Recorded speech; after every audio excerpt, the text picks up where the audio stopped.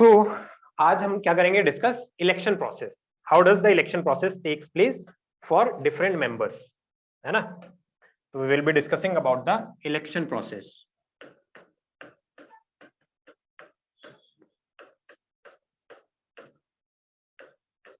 Election process, है ना।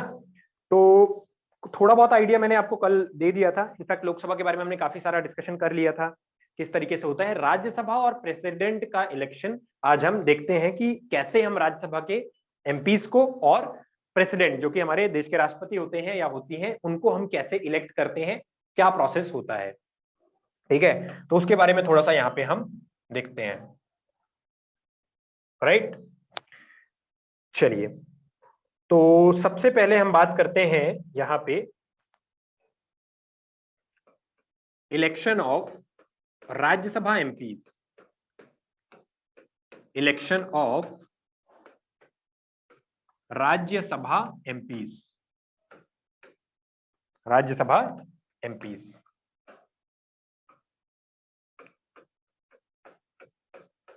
Rajya Sabha MPs. अब देखिए, राज्यसभा के एमपीज में हमने ये देखा था कि अगर हम करंट स्ट्रेंथ की बात करें तो कितनी स्ट्रेंथ होती है? करंट स्ट्रेंथ होती है 245। 245 इज द करंट स्ट्रेंथ।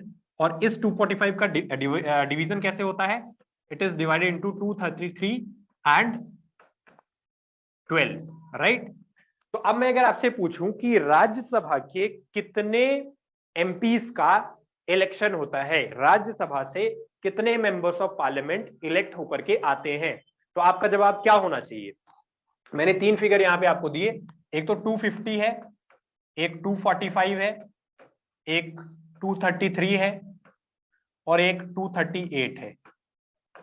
आपसे एक सवाल है, ठीक है। परसों की क्लास में मैंने आपको बताया था नंबर्स के बारे में। सवाल यह है कि राज्यसभा से आज की डेट में कितने मेंबर्स ऑफ पार्लियामेंट इलेक्ट होकर के जाते हैं, कहां? संसद में। फिर से रिपीट कर रहा हूं, राज्यसभा से कितने मेंबर्स ऑफ पार्लियामेंट इलेक्ट होकर के जाते हैं संसद में? आपके ऑप्शन हैं 250, 245, 233 और 238। जल्दी से बताइए, what is the number of members which do get elected via Rajya Sabha? कितने मेंबर्स होते हैं? लोकेश कह रहे हैं 233। 233।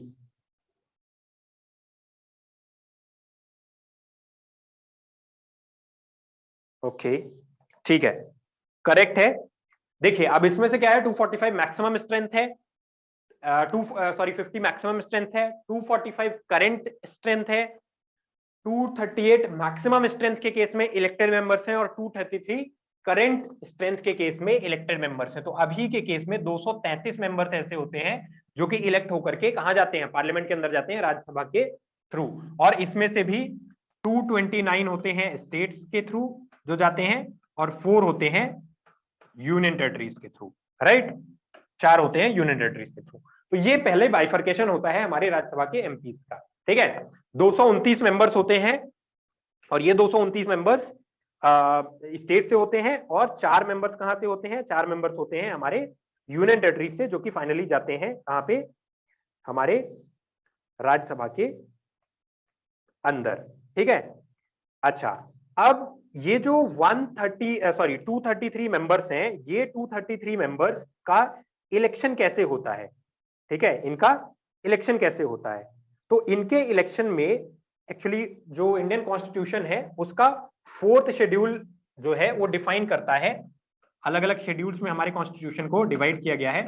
तो 4th schedule of Indian constitution defines how does the election take place in case of Rajya Sabha MPs. इसमें जनता डायरेक्टली इलेक्ट नहीं करती है, तो जनता का इसमें पार्टिसिपेशन डायरेक्ट नहीं होता है, इनडायरेक्ट पार्टिसिपेशन होता है of the people of India और the citizen of India. Indirect participation,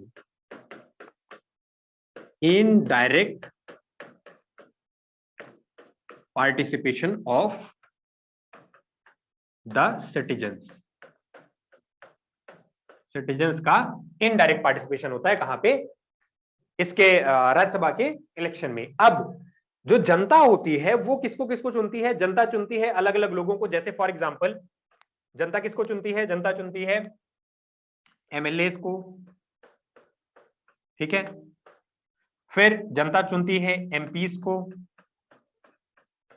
right. जनता चुनती है अपने जो लोकल बॉडी होती है उसके जो मेंबर्स होते हैं या फिर उसके जो चेयरमैन होते हैं उनको चुनती है। तो इन लोगों को जनता डायरेक्ट चुनती है। फिर जैसे एमएलसीज हो गए, मेंबर ऑफ लेजिस्लेटिव काउंसिल, इसके बारे में किसी को आइडिया है? What are the MLCs? What are the MLCs? Members of legislative council, members of legislative council.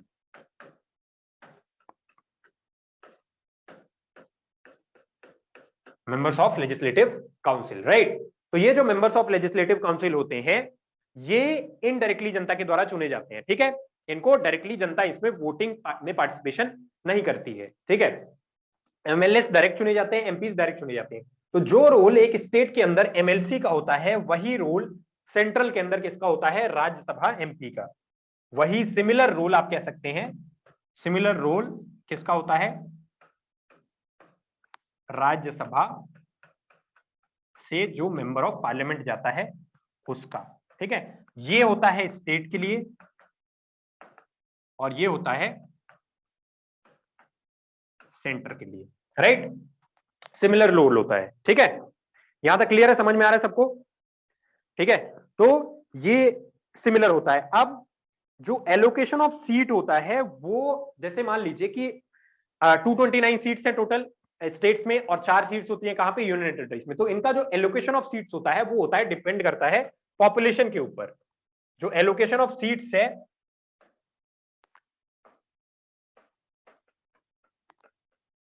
Allocation of seats for Rajya Sabha MPs, Rajya Sabha MPs depends upon the population, depends upon the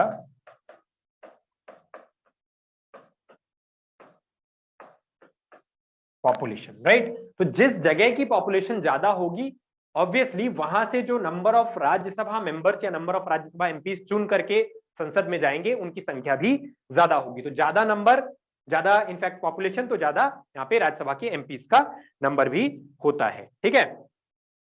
अब इसमें indirect election होता है, ठीक है। सो जो state के legislative assembly के ये जो एमएलए होते हैं, जो स्टेट के लेजिस्लेटिव असेंबली के जो एमएलए होते हैं, जो मेंबर्स होते हैं इनफैक्ट, ये टेक पार्ट करते हैं या इनका पार्टिसिपेशन होता है किसमें? इनके इलेक्शन में, ठीक है। क्लियर है? तो जो इलेक्टेड मेंबर्स होते हैं स्टेट लेजिस्लेटिव असेंबली में, ठीक है, तो उनका डायरेक्टली योगदान होता है किसमें? इलेक्शन ऑफ राज्यसभा में। तो ये माना जाता है कि जैसे मान लीजिए कि लेट्स से कि एक पार्टी है ए और एक पार्टी है, जैसे ये हम डायरेक्टली भी कह सकते हैं, फॉर एग्जांपल कि अभी पंजाब में आम आदमी पार्टी की सरकार बन गई, ठीक है। पंजाब में किसकी सरकार है? आम आदमी पार्टी की। तो पंजाब से एक certain number of Rajya Sabha member भी जाएंगे, राज्यसभा में भी मेंबर जाएंगे। तो वो जो राज्यसभा मेंबर्स का इलेक्शन होगा वो कौन करेगा? वो एमएलए करेंगे, राइट। उनका इलेक्शन कौन करेगा? एमएलए करेंगे, जनता डायरेक्टली नहीं करेगी। तो एमएलए ज्यादा किसके हैं? आम आदमी पार्टी के। तो राज्यसभा से जब मेंबर ऑफ पार्लियामेंट जाएंगे कहां के? पंजाब राज्य के। तो किस पार्टी के ज्यादा जाएंगे? आम आदमी पार्टी के, राइट। क्योंकि वहां के एमएलए भी, उनका भी नंबर ज्यादा है। तो इस वजह से एमएलए जिस पार्टी के ज्यादा होते हैं या जिस कोलिशन के ज्यादा होते हैं उन्हीं कोलिशन या उन्हीं पार्टीज के member of parliament for Rajya Sabha भी ज्यादा जाते हैं। तो बहुत सिंपल सी इसकी कहानी होती है कि जिस टाइम पे इलेक्शन हेल्ड हो रहा होता है राज्यसभा का, उस टाइम पे जो मेंबर्स का चुनाव होता है वो एमएलए द्वारा किया जाता है। और सिंस जिस पार्टी के एमएलए ज्यादा होंगे उसी पार्टी के राज्यसभा के मेंबर्स भी ज्यादा होंगे। तो इसका इलेक्शन का प्रोसेस कुछ इस तरीके से होता है। ऐसे अगर हम उत्तर प्रदेश की अभी करेंट बात करें तो क्योंकि ज्यादा एमएलए किसके हैं? भारतीय जनता पार्टी के, तो इसलिए उसके ज्यादा जाएंगे वहां पे सांसद। अच्छा, इसमें अच्छी चीज एक ये होती है कि लेट अस से कि अभी विधानसभा के चुनाव हुए, ठीक है। अभी अभी विधानसभा के चुनाव हुए कहां?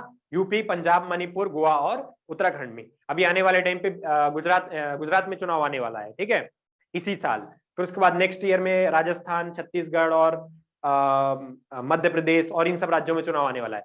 तो जब यहाँ पे चुनाव आएंगे, तो जैसे अभी यूपी में चुनाव हुआ, तो यूपी में अभी भारतीय जनता पार्टी की सरकार बनी, तो भारतीय जनता पार्टी के ज्यादा मेंबर ऑफ राज्यसभा जाएंगे। लेकिन जो हारी हुई पार्टी होती है, जो विपक्ष में होती है, जो सरकार नहीं बनाती है, उसके पास भी एमएलएस होते हैं। तो उन एमएलएस के बेसिस में वो भी अपनी पार्टी से राज्यसभा में सांसद भेज सकती है, अनलाइक द लोकसभा, जहां पे मतलब वहां पे अब ये समझिए कि राज्यसभा में किसी की सरकार एज सच नहीं होती है, मेजॉरिटी और माइनॉरिटी होती है। जब कोई बिल पास करना होता है, राज्यसभा से सरकार का गठन नहीं होता है डायरेक्टली, वो लोकसभा से होता है। तो भले ही उत्तर प्रदेश में समाजवादी पार्टी की हार हुई है या फिर उसके साथ जितने में अलाइज थी उनकी हार हुई है, लेकिन क्योंकि उनके नंबर ऑफ एमएलए हैं, सीट्स आई हैं, तो उनके भी राज्यसभा में सांसद जाएंगे। तो एक फायदा हमारा राज्यसभा के लिए ये होता है कि जो हारने वाली पार्टीज भी होती हैं विधानसभा के चुनावों में या जो लेजिस्लेटिव असेंबली के चुनावों में, उनके भी सांसद जाते हैं, क्योंकि इसका डायरेक्टली किससे लेना देना है? एमएलए से। यानी कि कहने का मतलब कि लेट अस से कि यहाँ पे हमारे पास अभी किसी एक राज्य में 200 लेट से कि क्या है एमएलए है, ठीक है, 200 एमएलए है टोटल, 200 एमएलए है, ठीक है। अब 200 में से मैंने कह दिया कि एक पार्टी के 120 सीट्स आई, एक और पार्टी के 60 सीट्स आई और एक और पार्टी की 20 सीट्स आई, ठीक है। 3 पार्टीज ने समेट दिया, इसको बोल दो पार्टी ए, पार्टी बी और पार्टी सी, राइट। और टोटल जो नंबर ऑफ राज्यसभा सांसद हैं वो इस राज्य से जो जाने हैं वो कितने जाने हैं? 10 जाने हैं। कितने? 10 राज्यसभा सांसद, राज्यसभा एमपीज, ठीक है। तो अगर आप डायरेक्टली देखें, मतलब इसको आप ऐसे समझे कि अगर हमने सीधे यूनिटरी मेथड लगा दिया तो आप इसको ऐसे समझिए कि 10 जाने हैं, तो हर एक 20 सांसद में आपके पास एक राज्यसभा में ले जाएगा। तो यानी कि इस पार्टी से कितने जाएंगे? 6 जाएंगे, इस पार्टी से 3 जाएंगे और इस पार्टी से 1 जाएगा, ठीक है। तो इट डज नॉट मैटर कि ये वाली जो पार्टी है ये सबसे छोटी पार्टी है या फिर ये सबसे बड़ी पार्टी है, क्योंकि नंबर ऑफ एमएलए के हिसाब से वो उनका वोटिंग होती है, काउंटिंग होती है। तो वो राज्यसभा के जो सांसद है वो किसी भी पार्टी से जा सकते हैं, इस बात को। अच्छा, यहाँ पे अब वोटिंग कोई भी कर सकता है, हो सकता है इस पार्टी के जो एमएलए हैं वो इसको वोटिंग कर दें, इस पार्टी के एमएलए भी इसको वोटिंग कर दें, लेकिन पॉसिबिलिटी यहाँ पे रहती है कि आपकी पार्टी भले ही लोकसभा या विधानसभा चुनावों में सरकार ना बना पाई हो, लेकिन राज्यसभा में आप संसद अपने भेज सकते हैं। तो आई होप ये पॉइंट क्लियर है सभी को, ठीक है। अच्छा, राज्यसभा सांसदों में एक और खास बात ये होती है कि इनका री इलेक्शन कितनी बार भी हो सकता है। एक चीज यहां पे ध्यान रखना कि Rajya Sabha members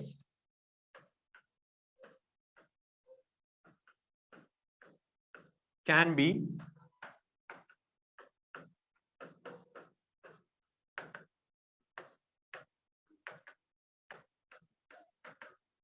re-nominated and re-elected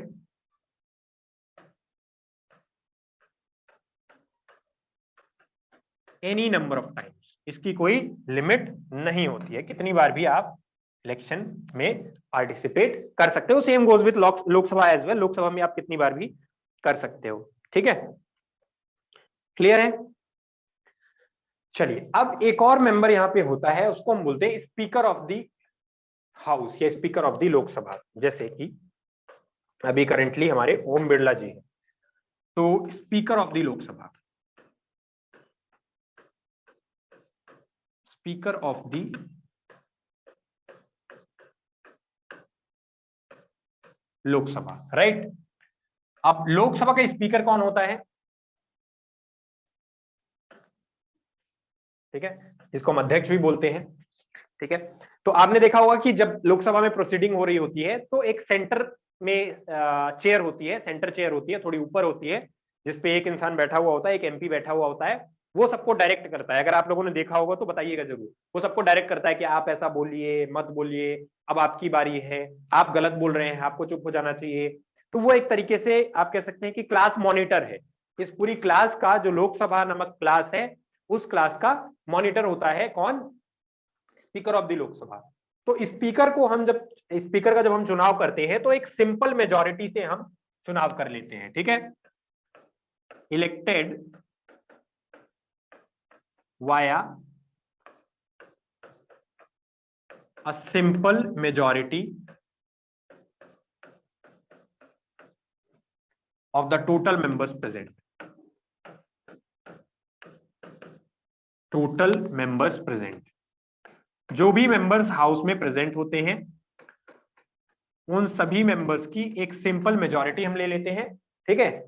और ज्यादा लोग जिस किसी पर्टिकुलर इंसान को फेवर करते हैं उसी को हम क्या बना देते हैं? Speaker of the Lok Sabha. कोई ऐसी क्वालिफिकेशन की कोई ये नहीं होती, बस इतना है कि ये मेंबर ऑफ द हाउस होना चाहिए।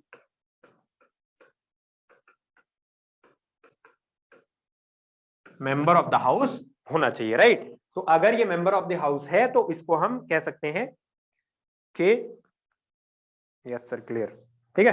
अगर मेंबर ऑफ द हाउस है तो हम इसको कह सकते हैं कि आप इसको स्पीकर के तौर पे उस इंसान को बना सकते हो, ठीक है। तो कोई स्पेशल यहाँ पे एज बैरियर या नथिंग ऐसा कुछ भी नहीं होता है। हाँ, एज बैरियर अगर इनडायरेक्टली देखे तब तो वो होगा ही होगा, क्योंकि अगर मेंबर ऑफ पार्लियामेंट है तो 25 ईयर्स का एज होगा ही minimum.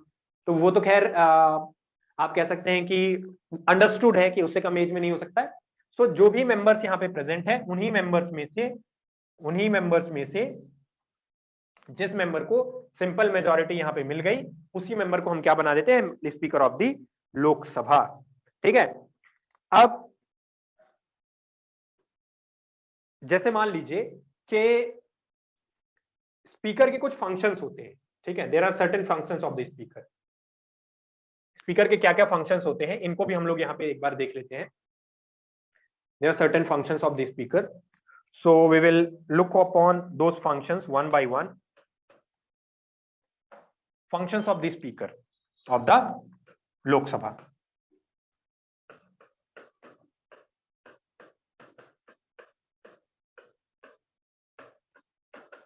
functions of the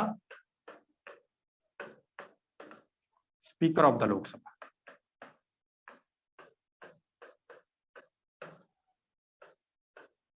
speaker of the Lok Sabha क्या क्या फंक्शन होते हैं? स्पीकर ऑफ द लोकसभा के क्या क्या फंक्शन होते हैं? सो सबसे पहला तो ये होता है कि पूरे लोकसभा का या हाउस का डेकोरम मेंटेन करना, right. So the first function that a speaker holds is to maintain the decorum, to maintain the decorum of the house।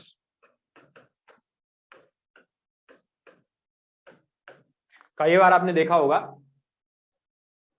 अच्छा ये जो लोकसभा होता है ना, इसकी जो प्रोसीडिंग्स होती हैं तो बहुत सुनने में ऐसा लगता है कि बहुत एक दूसरे से जब स्टार्टिंग होती है तो ऐसा लगता है बहुत घुल मिल के बात कर रहे हैं, माननीय सदस्य, अध्यक्ष महोदय, और इस तरीके के शब्दों का इस्तेमाल होता है। लेकिन कई बार आपको ऐसा भी देखने को मिलता है कि जूते चप्पल भी चलते हैं, ठीक है। लोकसभा में तो मतलब उतना देखने को नहीं मिलता इस तरीके की चीजें, लेकिन जो स्टेट के विधानसभा होते हैं उसमें बहुत बार आपको ऐसा ये सब देखने को मिलता है कि एक दूसरे को गालियां दे रहे हैं, एक दूसरे को बदतमीजी से बात कर रहे हैं। तो ये चीज अगर मान लीजिए कि कोई उसका लीडर, अब लेट्स से कि सपोज इसमें लोकसभा में कितने मेंबर्स हैं? 545 मेंबर्स हैं। अब 545 मेंबर्स और सब एक से बढ़कर एक अपने आप में वो इलेक्शन जीत करके आए हैं, तो सबके अंदर अपना गुरूर है, अपना आप कह सकते हैं कि एक ईगो भी रहता है, एक प्राइड भी रहता है, सारी चीजें हैं। तो अगर उस केस में किसी एक इंसान को आपने मॉनिटर नहीं बनाया तो क्या होगा? सब एक दूसरे से लड़ पड़ेंगे। अभी मॉनिटर होने के बाद, मॉनिटर बनाने के बाद भी ये लड़ते हैं, ठीक है। तो आप सोच सकते हैं कि अगर मॉनिटर ना बनाया जाए तो क्या हालत हो सकती है। तो पहला जो काम होता है यहाँ पे स्पीकर ऑफ द लोकसभा का, वो क्या होता है? डेकोरम को मेंटेन करना, यानी कि वहां पे कोई एक दूसरे को अभद्र टिप्पणी ना करे, अभद्र भाषा का इस्तेमाल ना करे, कम से कम करे। कोई कुछ गलत बोल देता है तो उसको फिर पनिश किया जाता है, कई बार निष्कासित कर दिया जाता है, ठीक है। अगर कुछ बहुत ही ज्यादा गड़बड़ हो रही है तो फिर सेशन को एडजर्न कर दिया जाता है, स्थगित कर दिया जाता है। तो ये सारी चीजें यहाँ पे किसकी जिम्मेदारी है? ये जिम्मेदारी है स्पीकर ऑफ द लोकसभा की। किसी मेंबर ऑफ पार्लियामेंट का जो कंडक्ट है वो सही है या गलत है, उसने अच्छा व्यवहार किया है या बुरा व्यवहार किया है, ये कौन डिसाइड करेगा? यहाँ पे speaker of the Lok Sabha decide करता है, राइट। सो पहला यहाँ पे क्या हो गया कि डेकोरम और ऑर्डर को यहाँ पे मेंटेन करना। This is the first responsibility of the speaker of the Lok Sabha, right. फिर दूसरा क्या है कि लोकसभा को सस्पेंड या अडजर्न करना, ठीक है। दूसरा जो है वो है टू सस्पेंड और अडजर्न द लोकसभा।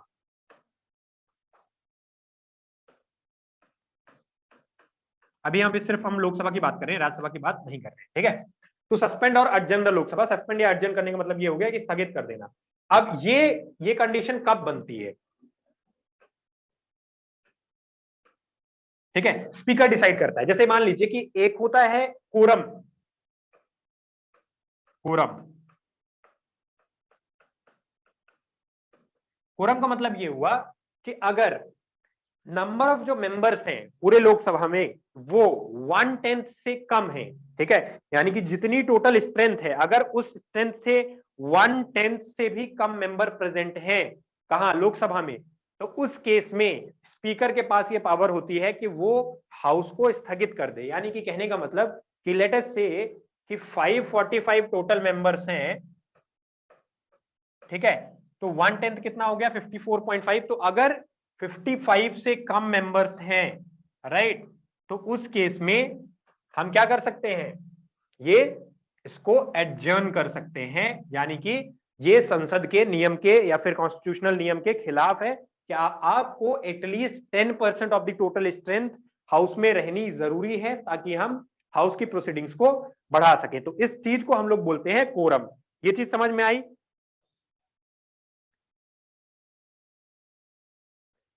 ठीक है,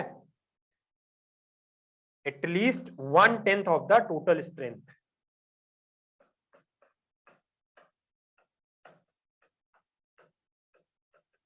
वन टेंथ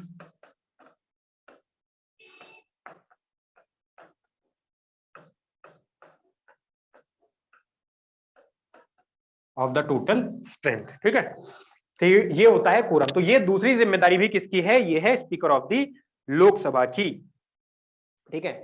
अब जब भी कोई वोटिंग होती है, जैसे मान लीजिए किसी बिल को पास कराना है, तो बिल कैसे पास होता है, बिल पास होने के लिए वोटिंग की जाती है।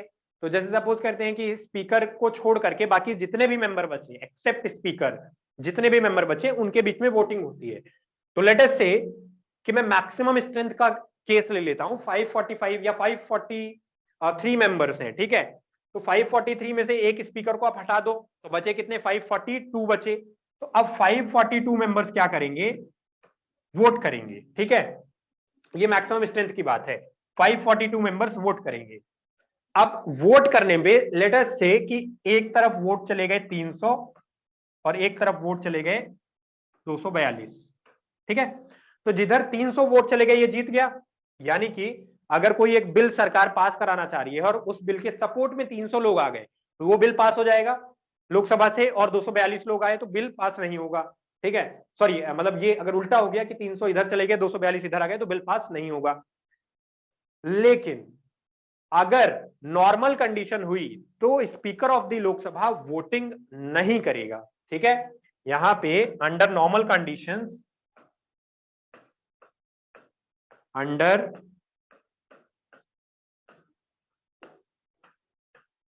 नॉर्मल कंडीशंस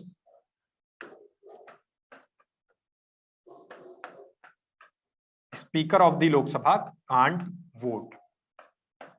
एलएस मतलब लोकसभा कांट वोट, ठीक है। Under normal condition speaker of the Lok Sabha को वोट करने का अधिकार नहीं है। बट कब वोट कर सकता है, जब टाई हो जाए। बट ही और she can vote in case of a tie. अगर किसी एक बिल को पास होने के लिए दोनों साइड बराबर हो गए मेंबर्स, ठीक है, मतलब कि 271 एंड 271 हो गए, 271 अगेंस्ट में हो गए और 271 फेवर में हो गए, दोनों साइड बराबर हो गए। तो अब क्योंकि यहाँ पे क्या है, टाई वाली कंडीशन है, तो यहाँ पे जो स्पीकर ऑफ द लोकसभा है उसके वोट की कीमत आ जाती है और अब वो वोट कर सकता है, अब वो वोट कर सकता है। तो नॉर्मल कंडीशंस में वोट नहीं कर सकता है, जबकि स्पेशल कंडीशंस में जब क्या होता है, टाई वाली कंडीशन है, तब वो वोट कर सकता है। क्लियर है? ठीक है, उस कंडीशन में ये वोट कर सकता है। ठीक है, फिर अब राज्यसभा जो है उसका chairman vice president of India होता है, लेकिन जब भी प्रेसिडेंट को ऐसा लगता है कि जॉइंट सिटिंग बुलानी चाहिए, राज्यसभा और लोकसभा दोनों को एक साथ बैठा करके जॉइंट सिटिंग, जैसे लोकसभा के अलग मेंबर्स होते हैं, राज्यसभा के अलग मेंबर्स होते हैं, लेकिन कई बार ऐसा होता है कि दोनों की जॉइंट सिटिंग होती है। तो इन case of joint sitting, in case of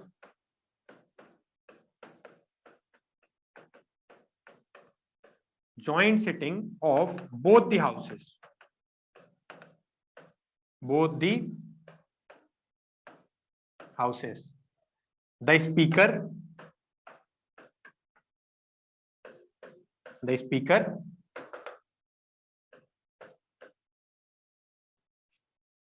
heads the meeting.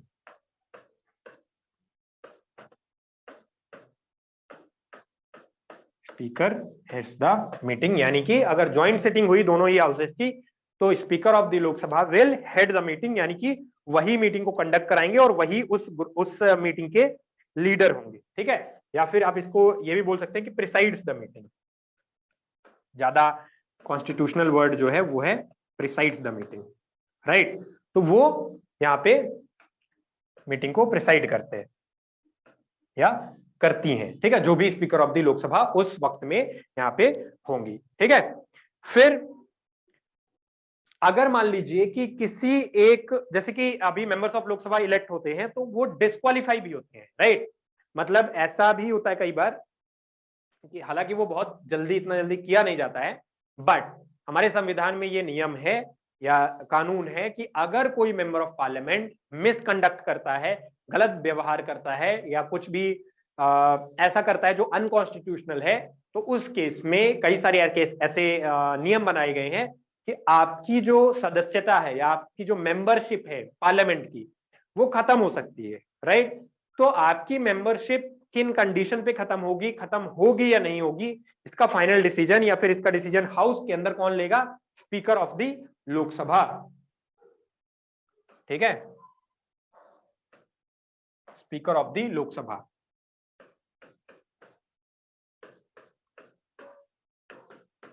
Speaker of the Lok Sabha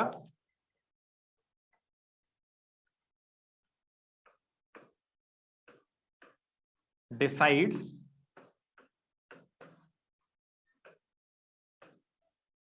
about the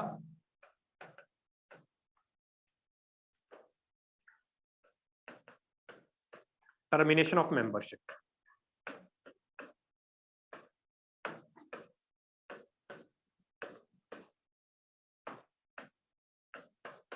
termination of membership, ठीक है। तो ये डिसीजन स्पीकर का होता है कि किसी भी मेंबर को डिस्क्वालीफाई या फिर टर्मिनेट कर दिया जाए या फिर नहीं।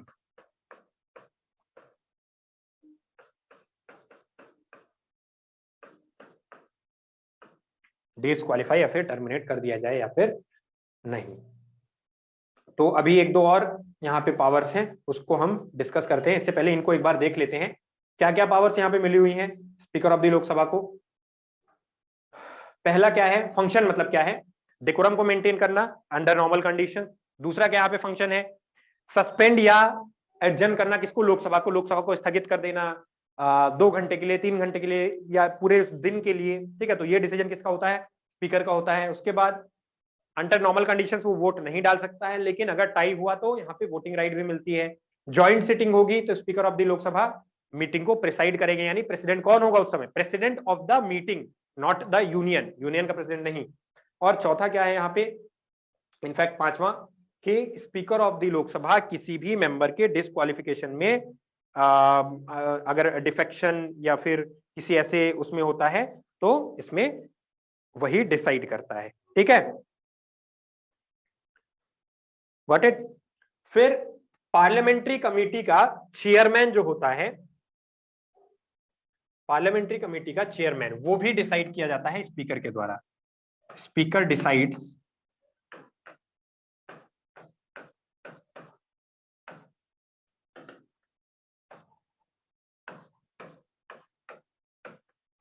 who will be the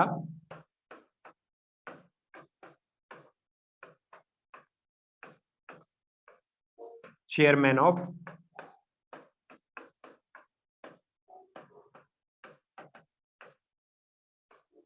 parliamentary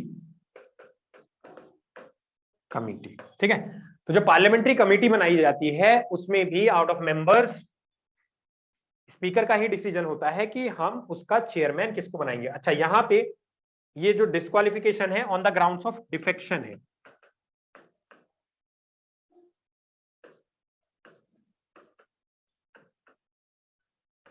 ठीक है, on the grounds of defection. ठीक है, तो स्पीकर ही डिसाइड करता है कि पार्लियामेंट्री कमेटी का चेयरमैन कौन होगा। ठीक है, तो this one decision is also to be decided by the chairman only, sorry speaker only. ठीक है, फिर कई सारी ऐसी कमिटीज होती हैं, जनरल पर्पस कमेटी या रूल्स कमेटी, तो उन कमिटीज के भी अध्यक्ष यहाँ पे स्पीकर ही होते हैं। तो ये कॉमन या कह सकते हैं कि मेजर ऐसे पावर्स होते हैं या फिर मेजर ऐसे डोमेन्स होते हैं जहां पे स्पीकर ऑफ द लोकसभा का बहुत ही इंपॉर्टेंट फंक्शन होता है। राइट, लोकसभा के स्पीकर का। अच्छा, यहां पे एक वर्ड का इस्तेमाल किया गया है, डिफेक्शन। डिफेक्शन किसी को पता है इसका मतलब क्या होता है? What do mean by defection? Defection एक होता है anti defection law. Anti defection law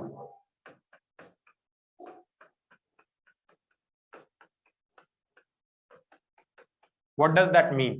what is defection? और डिफेक्शन आपको पता चल गया तो एंटी डिफेक्शन लॉ भी आप बता ही दोगे कि क्या होता है। So what is defection? Word तो आपने कई बार सुना होगा, हो सकता है आपको मतलब ना पता हो। So what do you mean by defection? Parallelly इसका अगर आपको स्क्रीनशॉट लेना हो तो वो भी आप ले लेना। डिफेक्शन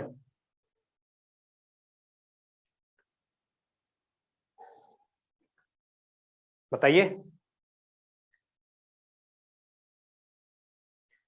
जैसे आपने कई बार सुना होगा कि कोई एक पार्टी में नेता होता है, उसने दल बदल लिया। अब उसने क्या किया कि पहले जब उसने जीत हासिल की तो वो कांग्रेस पार्टी में था, लेट अस से। जब उसने इलेक्शन लड़ा तो कांग्रेस पार्टी में था, ठीक है।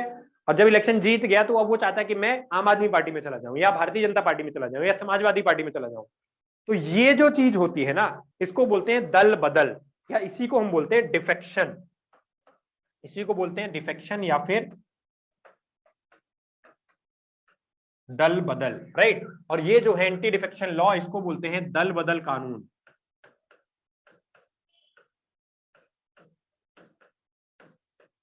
दल बदल कानून। तो हमारे देश के कानून में ये लिखा हुआ है, हालांकि उसमें बहुत सारे इफ्स एंड बट्स, बहुत सारे प्रोस एंड बहुत सारे आप कह सकते हैं कि परम्यूटेशन कॉम्बिनेशन होते हैं, लेकिन अगर आप एक पार्टी में हो और उससे आपने इलेक्शन लड़ा, आप जीत गए, और जीतने के बाद अगर आप दूसरी पार्टी में जाना चाहते हो तो उसमें आपके अगेंस्ट दल बदल कानून लगता है, एंटी डिफेक्शन लॉ होता है। और उस केस में अगर आप दोषी पाए जाते हो तो आपका जो मेंबरशिप है वो कैंसिल भी हो सकता है। और इसका डिसीजन कौन लेगा? इसका डिसीजन लेगा स्पीकर ऑफ द लोकसभा। तो अंडर नॉर्मल कंडीशंस अगर आप देखेंगे तो speaker of the Lok Sabha ruling party का ही होता है। जो पार्टी रूलिंग होती है, जिसने गवर्नमेंट फॉर्म की है, उसी का ही स्पीकर भी होता है। हमें देखने में ऐसा लगता है कि speaker is just like monitor, और ठीक है अपना देख रहा है, हो तुम बैठ जाओ, तुम बैठ जाओ, तुम ज्यादा मत बोलो, तुम बदतमीजी मत। लेकिन उसका बहुत इंपॉर्टेंट रोल होता है हमारे कॉन्स्टिट्यूशन के हिसाब से भी। और अगर आप पावर्स के हिसाब से भी देखेंगे तो अगर वो अपने सारे पावर्स को इंडिविजुअली उपयोग करने पे आ जाए तो बहुत कुछ कर सकता है। आपको यहां से पता भी लग रहा होगा कि he can even terminate the membership of a member of the parliament. ठीक है, तो ये एक बहुत बड़ा पावर है जो कि यहाँ पे मेंबर्स को मिल रखा है। या फिर जो स्पीकर है उनको मिल रखा है। ठीक है, चलो आज से इंडियन प्रीमियर लीग भी शुरू हो चुका है ना। कौन कौन देख रहा है? जो भी क्लास में नहीं आया वो देख ही रहा होगा। इंडियन प्रीमियर लीग है ना, आज पहला दिन है।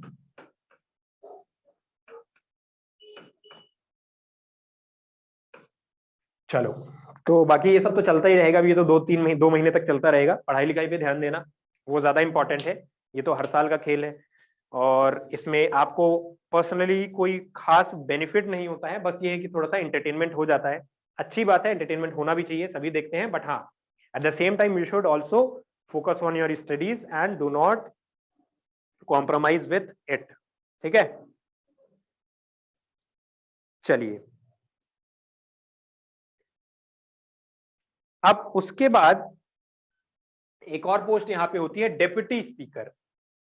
एक और पोस्ट होती है deputy speaker of the Lok Sabha.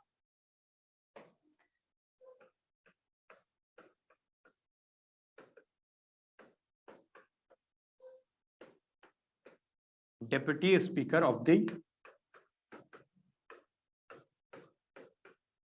Lok Sabha. Deputy speaker मतलब क्या हुआ? उपाध्यक्ष।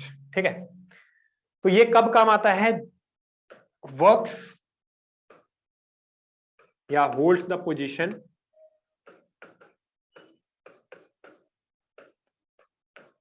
Of the speaker of the speaker in his absence या हर एब्सेंस। तो जब भी speaker of the Lok Sabha present नहीं होगी या होगा तो उस केस में क्या होगा? Deputy speaker of the Lok Sabha जो होगा वो क्या करेगा? पोजीशन होल्ड करेगा। फिर डेप्यूटी स्पीकर का सिलेक्शन कैसे होता है? Members choose the deputy speaker amongst themselves। तो अपने ही बीच में वो एक डेप्यूटी स्पीकर को चूज कर लेते हैं। हालांकि बहुत इंपॉर्टेंट पोस्ट नहीं है या बहुत ज्यादा, लेकिन हाँ ये है कि हमने संविधान में हमारे प्रावधान है, जैसे वाइस प्रेसिडेंट ऑफ इंडिया है, तो अगर आप प्रेसिडेंट के हिसाब से देखें, वाइस प्रेसिडेंट के अगर इंडिविजुअल राइट्स देखें तो हालांकि कुछ होते हैं, राज्यसभा का chairmanship and all those things, लेकिन जब प्रेसिडेंट नहीं, एब्सेंट है या फिर प्रेसिडेंट किसी वजह से बीमार है या अपने ऑफिस में नहीं काम कर पा रहे, तो उस केस में हम वाइस प्रेसिडेंट को प्रोसीडिंग्स के लिए दे सकते हैं राइट्स। लेकिन अगर सब कुछ अच्छा चल रहा है तो वाइस प्रेसिडेंट का फिर रोल बहुत कम हो जाता है, हालांकि इंपॉर्टेंट होता है। वैसे ही यहाँ पे अगर हम डेप्यूटी स्पीकर की बात करें, कई बार डेप्यूटी प्राइम मिनिस्टर भी होता है, उप प्रधानमंत्री, ठीक है, या वाइस प्राइम मिनिस्टर, जिसको उप मुख्यमंत्री भी हम लोग रखते हैं स्टेट्स में। तो इन पोस्ट का इंडिविजुअली बहुत ज्यादा इंपॉर्टेंस नहीं होता है, ऐसा नहीं कि बिल्कुल नहीं होता है, फालतू में है, लेकिन हाँ बहुत ज्यादा नहीं होता है। तो ये डेप्यूटी स्पीकर जो है, ये क्या होता है? इनका चुनाव जो मेंबर्स होते हैं वो आपस में ही यहाँ पे कर लेते हैं। ठीक है, फिर अगर डिप्टी स्पीकर को पार्लियामेंट्री कमेटी का मेंबर बनाया गया है तो उसको ऑटोमेटिकली चेयरमैन भी बना दिया जाता है। If deputy speaker is made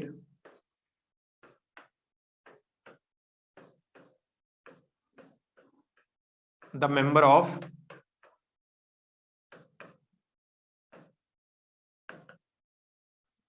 parliamentary committee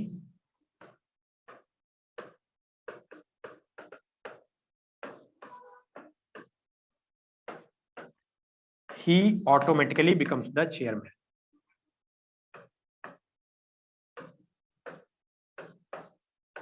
becomes the chairman. ठीक है, अगर पार्लियामेंट्री कमेटी का मेंबर बनाया गया है, किसको? डेप्यूटी स्पीकर को, तो वो उसका चेयरमैन ऑटोमेटिकली बन जाता है। तो ये एक स्पेशल प्रिविलेज है जो कि आप कह सकते हैं कि मेंबर मतलब कि जो deputy speaker of the Lok Sabha होता है उसका होता है। ठीक है, अब लास्ट के कुछ लोकसभा से, खास करके 11th लोकसभा से, after 11th Lok Sabha, after 11th Lok Sabha, जो ये पोस्ट है ना डिप्टी स्पीकर का, ये किसको जा रहा है? Deputy speaker is appointed from the major opposition party.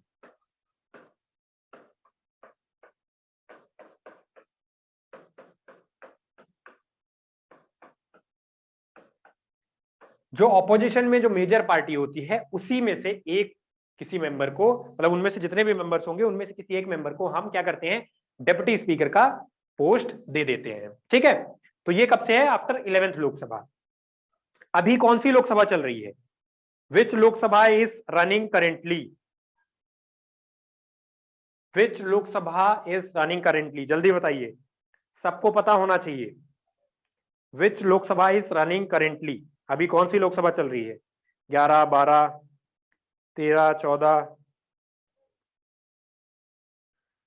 बताइए, which is the current Lok Sabha? What is the number of current Lok Sabha?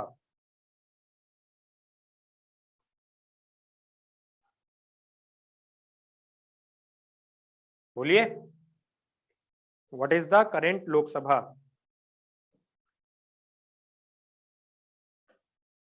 बताइए या फिर मैं लिखूं? देखिए, अगर आपको ये लग रहा है ना कि ये सारे क्वेश्चंस तो हमारे लिए नहीं है, या फिर ये सारे क्वेश्चंस का आंसर हमें क्यों पता होना चाहिए, तो आप लोग बहुत बड़ी भूल में हो। Yes, it is 17th Lok Sabha. ठीक है, लोकेश ने बताया इट इज 17th लोकसभा। अब जैसे एक बार आपने याद कर लिया इसको, तो अब दोबारा आपको फिर हमेशा रेफरेंस में याद रहेगा। 2019 में 17th लोकसभा चुनी गई थी, 2014 में 16th थी, ठीक है, 2024 में 18th होगी, राइट। नरेंद्र मोदी, आप इसको ऐसे याद रख सकते हैं कि नरेंद्र मोदी जो है पहली बार जब चुने गए थे तो उस टाइम पे 16th लोकसभा के लिए चुने गए थे। तो उसके बाद फिर आप रेफरेंस लगा सकते हो, एटलीस्ट 2-4 लोकसभा पीछे, 2-4 लोकसभा आगे, आप आसानी से बता सकते हो। 2024 में 18वीं होगी, 2014 में 16वीं थी, उससे पहले 2009 की बात करें तो 15वीं होगी, 2004 में 14वीं होगी, 1999 में 13वीं लोकसभा थी। ठीक है, तो इस तरीके से आप इसको कैलकुलेट कर सकते हैं। तो currently 17th Lok Sabha is running. ठीक है, तो 11th लोकसभा से मेजर जो ऑपोजिशन पार्टी है उसका ही कोई ना कोई मेंबर, ठीक है, उसको क्या बनाते हैं? Deputy speaker. ठीक है, क्लियर है? यहां तक क्लियर है सभी को?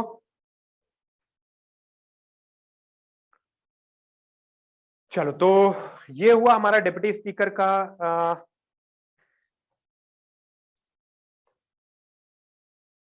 पूरा सिस्टम। ठीक है, अब आज के लिए इतना ही। कल हम लोग पढ़ेंगे चेयरमैन ऑफ द राज्यसभा कौन होता है, कैसे इलेक्शन होता है, कैसे सिलेक्शन होता है, और प्लस प्रेसिडेंट ऑफ इंडिया जो कि थर्ड इंपॉर्टेंट पार्ट है, आज हम उसको डिस्कस नहीं कर पाए ज्यादा।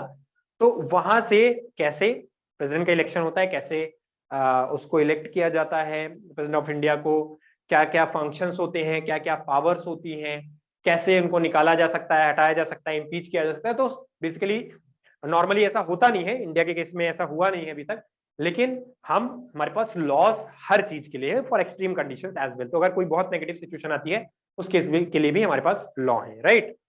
सो आई होप कि लेक्चर आपको काफी अच्छा रहा होगा, काफी सारी जानकारियां मिली होंगी, है ना। और we will continue the class from here only tomorrow.